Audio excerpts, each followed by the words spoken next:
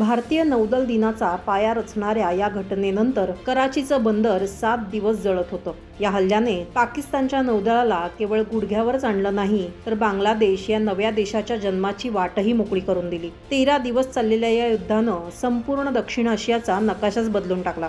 4 डिसेंबर 1971च्या रात्री भारतीय नौदलाच्या घातक क्षेपणास्त्र नौका INS निपत, INS निर्घाट आणि INS वीर या पाकिस्तानकडे रवाना झाल्या। त्यांचं ध्येय होतं कराची बंदर नष्ट करणं। प्रथम INS निर्घाटनं जवळ येत असलेल्या पाकिस्तानी विनाशक PNS खैबरचा शोध घेतला आणि टॉर्पेडो हल्ला करत त्याला जलसमाधी दिली। त्यानंतर लगेचच INS निपतनं रडारवर Pakistani mine sweeper PNS Muhafiz या विनाशिकेचा शोध घेत त्यावर क्षेपणास्त्र हल्ला केला, ज्याच्यामुळे तीही बुडाली।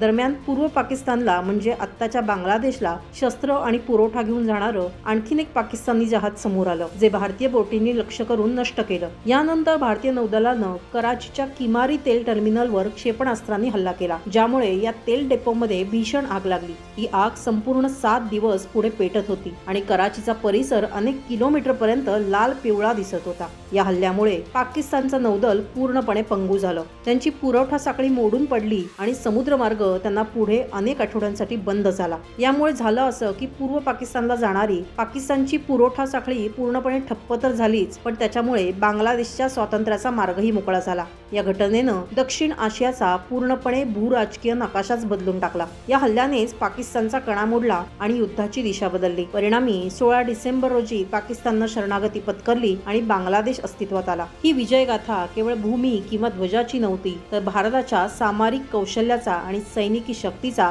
हा सर्वात मोठा पुरावा होता।